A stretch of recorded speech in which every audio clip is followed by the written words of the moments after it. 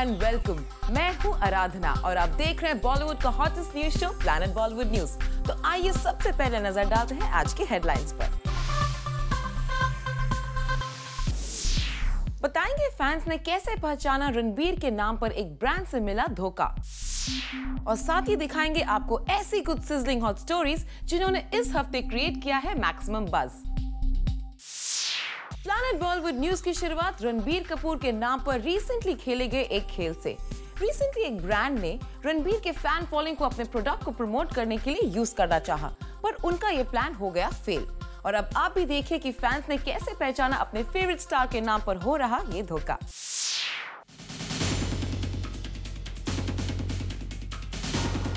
अपने favourite stars के नजदीक जाने के लिए फैंस कुछ भी कर जाते हैं। वो अपने फेवरेट स्टार की झलक पाने के लिए घंटों इंतजार करते हैं, पर फैंस का अपना फेवरेट स्टार के लिए यही क्रेज जब किसी ब्रांड प्रमोशन के लिए आजमाया जाता है तो वो कैसे फ्लॉप हो जाता है, यही आपको बताने जा रही हैं हमारी आज की ये खास स्टोरी। रिसेंटली एक सोशल नेटवर्किंग साइट पर अपने ऑफिशियल अकाउंट के साथ हुई रणबीर कपूर की एंट्री दिन भर ट्रेंड होती रही। उस सोशल नेटवर्किंग साइट पर मौजूद लाखों व्यूअर्स को भी रणबीर की इस एंट्री के बारे में खबर मिली। लेकिन आपको ये जानकर हैरानी होगी कि इतने हो हल्ला मचाने के बाद भी रणबीर कपूर के ऑफिशियल अकाउंट को पहले दिन मिले जस्ट 1448 फॉलोअर्स। वहीं अगर बात की जाए बाकी बॉलीवुड सेलेब्स की, तो शाहरुख सलमान को अपने ऑफिशियल अकाउंट के ओपनिंग डे पर ही 10,000 से ज्यादा फॉलोअर्स मिल गए थे। पहले ही दिन सलमान ने ट्विटर पर आकर 19,000 से भी ज्यादा फॉलोअर्स जुटा लिए थे। वहीं शाहरुख खान के भी शुरुआत में ही 11,000 से भी ज्यादा फॉलोअर्स बन गए थे। आमिर खान ने तो ट्विटर पर आते ही फर्स्ट डे 46,000 फॉलोअर्स बनाकर सबको बता दिया था कि फैंस के मामले में वो बाकी खान से काफी आगे हैं। ऐसे में सोचने वाली बात यह है कि रणबीर कपूर को इसका फायदा क्यों नहीं मिला। तो शायद इसका जवाब हो सकता है कि रणबीर कपूर के फैंस अच्छी तरह जानते हैं कि उनके फेवरेट स्टार को सोशल मीडिया प्लेटफॉर्म में ज्यादा इंटरेस्ट नहीं है। फिर खुद रणबीर पहले भी कई बार ये क्लियर कर चुके हैं कि वो सोशल नेटवर्किंग साइट्स पर नहीं आना चाहते। ऐसे में जब एक ब्रांड प्रमोशन के लिए उन्हें एक दिन के लिए इस प्लेटफॉर्म पर लाया गया तो अपने फेवरेट स्टार्स के बारे में जानने वाले फैंस ने लगता है इसे लेकर कोई खास एक्साइटमेंट नहीं दिखाया। बस हो सकता है इसी वजह से ट्विटर पर रणबीर के फैन फॉलोअर्स लिमिटेड ही रहे और फर्स्ट डे रणबीर के फॉलोअर्स का काउंट 1448 पर जाकर अटक गया। यानी इन फिगर्स से इतना तो क्लियर है कि फैंस अपने फेवरेट स्टार्स को काफी अच्छी तरह से जानते हैं। उन्हें अच्छी तरह पता होता है कि उनका फेवरेट स्टार क्या पसंद करता है और उसे क्या नापसंद है। आफ्टर ऑल ये पब्लिक है भाई, ये सब जानती है। कुणाल मांदेकर, ज़ूम, मुंबई। अब बारी है इस हफ्ते की टॉप 10 स्टोरीज जानने की। Those who missed out on our show, हम आपके लिए लाए हैं बॉलीवुड का पूरा वीकली अपडेट हमारे इस काउंटडाउन में। तो चलिए शुरू करते हैं इस हफ्ते का काउंटडाउन।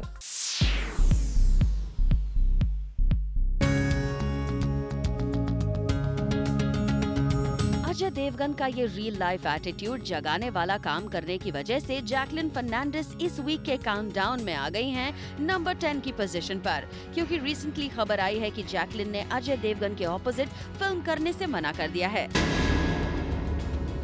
दरअसल बात हो रही है अजय देवगन और मिलन लूथ्रिया की एक अपकमिंग फिल्म की। Once Upon a Time in Mumbai की सक्सेस के बाद एक्टर डायरेक्टर की ये जोड़ी एक साथ काम करने वाली है। इस फिल्म के लिए जैकलिन फर्नांडिस को अप्रोच किए जाने की खबर सुनने में आई थी, लेकिन जैकलिन ने इनकार कर दिया। पर लगता है किक में सलमान के साथ काम करने के बाद जैकलिन काफी सिलेक्टिव हो गई हैं। आखिर सलमान के साथ काम करने का मौका जो उन्हें मिल चुका है, पर that wasn't the end to the big offer she got. Jacqueline को मिला था मौका सलमान के दोस्त अजय देवगन के साथ काम करने का, पर जैकी ने ठुकराया इस ऑफर को। पर सोचने वाली बात यह है कि जब मिलन लूथ्रिया जैसे सक्सेसफुल रिकॉर्ड वाले डायरेक्टर ने उन्हें अजय के ऑपोजिट रोल ऑफर किया, तो क्या जैकलिन को अपने उस रोल में कोई लिमिटेशंस नजर आई या फिर इसकी वजह है कुछ और? वैसे सोर्सेस से ये इशारा भी मिला है कि जैकलिन को लगा कि the role wasn't substantial enough and meaty enough. अब जैकलिन की नो के पीछे चाहे जो रीजन हो, पर इतना तय है कि Once Upon a Time in Mumbai के बाद मिलन लूथ्रिया और अजय देवगन अपनी इस मूवी के लिए एक बार फिर साथ आ रहे हैं। और जैकलिन के इनकार के बाद इस फिल्म में अजय के ऑपोजिट अब कौन सी एक्ट्रेस फाइनल होती है, ये हम आपको जल्द ही पता लगाकर जरूर बताएंगे। Bureau report, zoom Mumbai.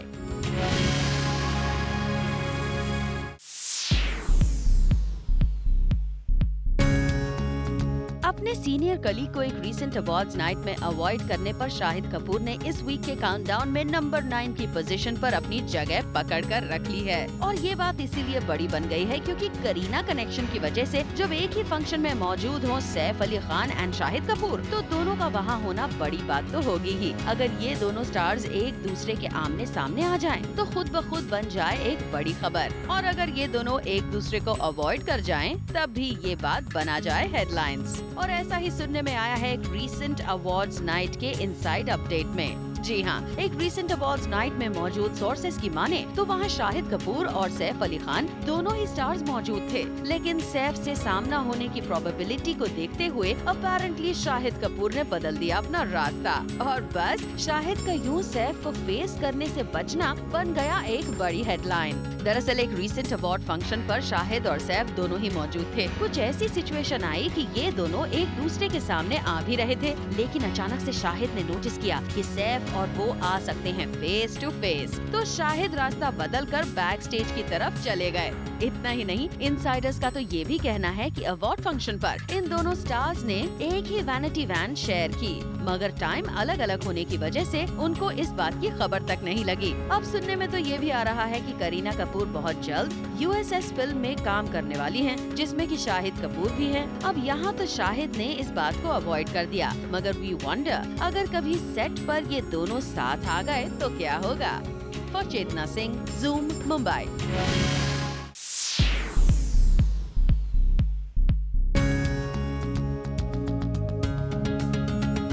Countdown में नंबर 8 की पोजीशन पर सेंसर बोर्ड में आया एक बड़ा बदलाव। पिछले कुछ दिनों से चली आ रही कंट्रोवर्सी के बाद गवर्नमेंट ऑफ इंडिया ने सेंसर बोर्ड की नई टीम की अनाउंसमेंट कर दी और सेंसर बोर्ड की इस नई टीम के कैप्टन की कमान मिली पहलाज नेहलानी को।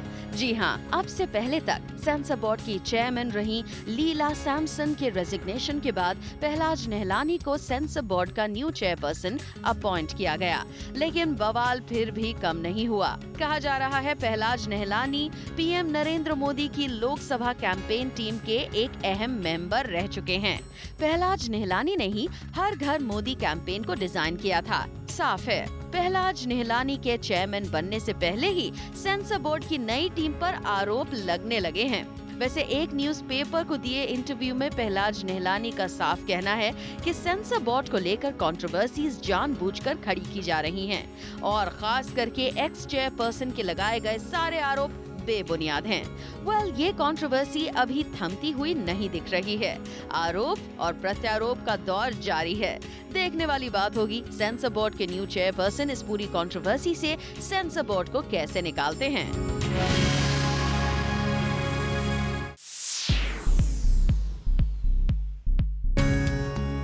प्लैनेट बॉलीवुड न्यूज के वीकली काउंटडाउन में नंबर 7 की पोजीशन पर आ गए हैं रणबीर कपूर और उन्हें ये पोजीशन मिली है एक सोशल नेटवर्किंग साइट पर उनके ऑफिशियल अकाउंट की वजह से।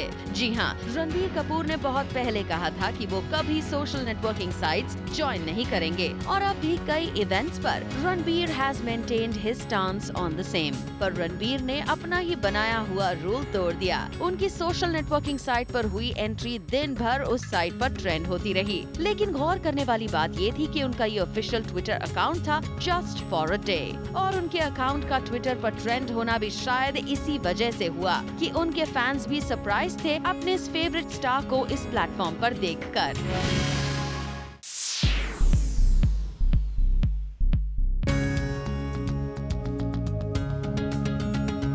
SRK का सेंस ऑफ ह्यूमर यूं तो सबको एंटरटेन करता जाता है। इस वीक के काउंटडाउन में रिसेंटली किया हुआ किंग खान का एक मजाक उन्हें हमारे काउंटडाउन में नंबर 6 की पोजीशन पर ले आया है।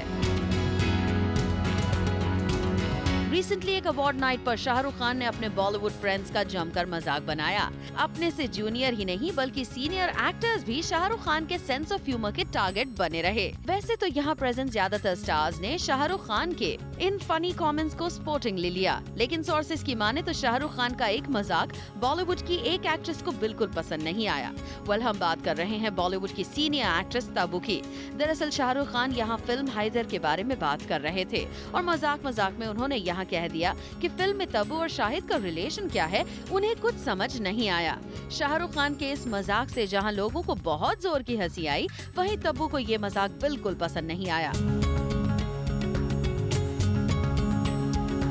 सोर्सेज की माने तो शाहरुख खान को अपनी गलती तुरंत रियलाइज भी हो गई और उन्होंने तुरंत तब्बू से इस मजाक के लिए माफी भी मांग ली।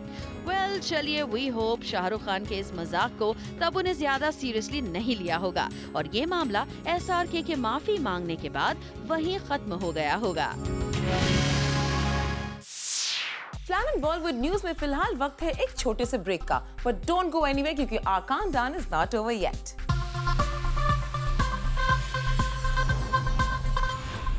Well, our countdown is not over yet. आइए देखते हैं इस हफ्ते की बाकी न्यूज मेकर्स की इंटरेस्टिंग खबरें। इस हफ्ते काउंटडाउन नंबर 5 पर जगह बनाई है रितेश देशमुख, सैफ अली खान और राम कपूर ने। जी हाँ, इन तीनों स्टार्स को इस साल एक अवार्ड सेरेमनी में एक्ट्रेसेस की कैटेगरी में नॉमिनेट किया गया है। इस न्यूज को सुनकर आपको भी जरूर झटका लगा होगा, लेकिन हम आपको बता दें कि ये न्यूज है पूरी तरह से सच और इन तीनों मेल एक्टर्स को फिल्म हम शक्ल्स में इनकी एक्टिंग के लिए एक्ट्रेसेस की कैटेगरी में नॉमिनेट किया गया है। दरअसल इस साल इंडियन राजीज घंटा अवार्ड्स की जूरी ने डिसाइड किया है कि एक्ट्रेसेस की वर्स्ट परफॉर्मेंस कैटेगरी में इन स्टार्स को नॉमिनेट होना तो बनता ही है। वैसे वर्स्ट एक्टर कैटेगरी की बात चल रही है तो इस साल 3 बड़े नाम अजय देवगन, सलमान खान और सैफ अली खान को भी इस लिस्ट में शामिल किया गया है। वहीं वर्स्ट कैटेगरी में बिपाशा बासु और सोनाक्षी सिन्हा के बीच तगड़ा कंपटीशन नजर आ रहा है। और सबसे इंटरेस्टिंग बात यहाँ ये है कि घंटा अवार्ड्स में इस साल सैफ अली खान को लाइफ टाइम अचीवमेंट अवार्ड देने की प्लानिंग है। साफ है ये अवार्ड सेरेमनी बॉलीवुड के वर्स्ट काम को सेलिब्रेट करती है और ये बॉलीवुड का ऐसा अवार्ड है जिसे कोई भी एक्टर नहीं जीतना चाहता।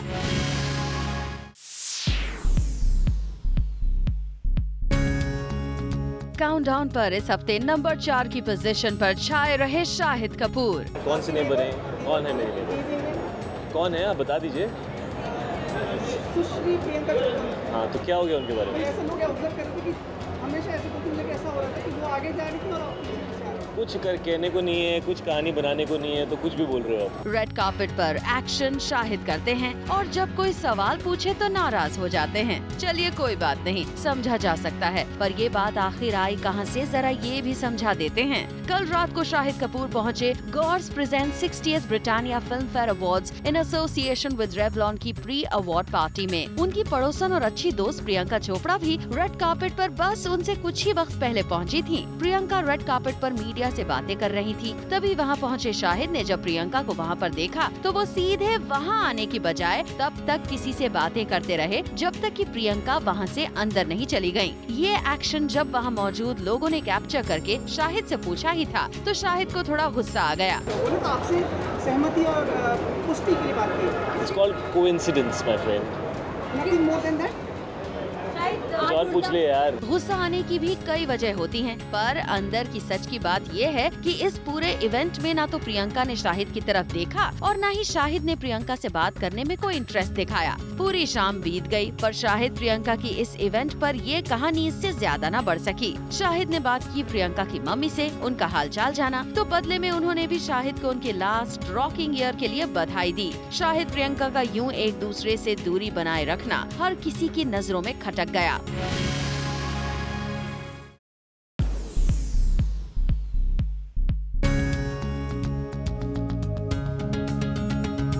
इस हफ्ते नंबर 3 पर बज़ क्रिएट किया शाहरुख खान ने by making an appearance at a channel launch event. अपने खास अंदाज में एक न्यू जनरल एंटरटेनमेंट चैनल के लॉन्च पर पहुंचे शाहरुख खान ने यहाँ कुछ वैसे ही एंट्री ली जिस तरह उनकी एंट्री कुछ रीसेंट अवार्ड्स नाइट में नजर आई है। वैसे बता दें कि इस चैनल से शाहरुख खान का भी एक खास एसोसिएशन है और उनके शो की झलक भी यहाँ दिखाई गई। आपका सवाल पूछिए सर। मेरा सवाल है, हमारे राष्ट्रीय गान जन गण मन में जय है कितनी बार आता है? हमारे राष्ट्रगान में जय है कितनी बार आता है? तुम्हारे ऑप्शन है 8 या 6 बार। 6। डिसाइड कर लो, एक 8 की 6 के 7 कर ले, मांडवली कर लो। Okay, final answer 6 and 6 is the right answer. Very well. ये 6 बोल रहा था, 8 कौन बोल रहा था पब्लिक में से? ओके, नॉर्मली शो में ऐसा होगा, सरदार जी खुद हमको आंसर बताएंगे। तो हैप्पी गो लकी जी। और इसका सही जवाब क्या है? और इसका सही जवाब है जया है जया है जया है 6 बार आता है। तालियां तालियां तालियां तालियां। And to the army of our country on the border. जय है जय है जय है।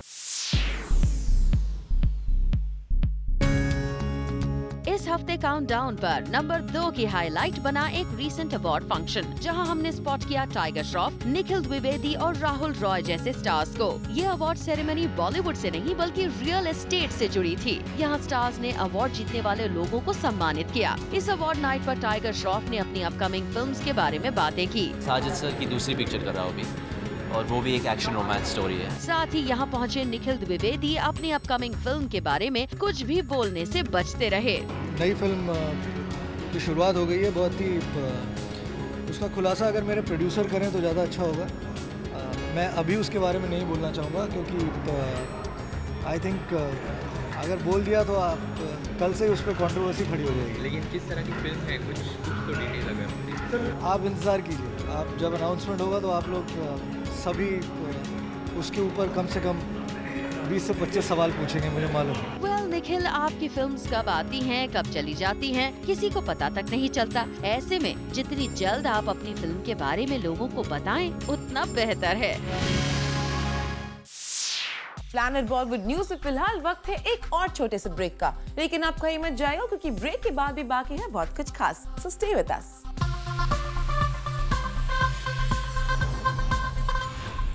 Welcome back. Now it's time to find out कि इस वीक हमारे काउंटडाउन में सबसे ऊपर जगह किस स्टोरी ने बनाई है, किस स्टार ने क्रिएट किया है maximum buzz. Let's find out.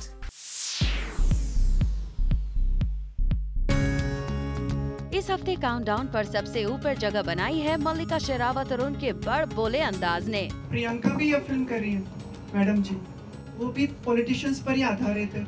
You see the competition with her? क्या कंपटीशन, कहाँ का कंपटीशन? अभी पीछे आप आगे। मैडम जी और डर्टी पॉलिटिक्स दोनों एक ही रिंग में खड़ी हैं। Let the best win. हाल ही में मल्लिका से प्रियंका चोपड़ा की अपकमिंग फिल्म मैडम जी से कंपटीशन की बात निकली थी और बड़ बोली मल्लिका ने प्रियंका के लिए खड़ा कर दिया एक बड़ा चैलेंज। प्रियंका भी ये फिल्म कर रही है मैडम जी, वो भी पॉलिटिशियंस पर ही आधारित है। You see the competition with her? क्या कंपटीशन, कहाँ का कंपटीशन?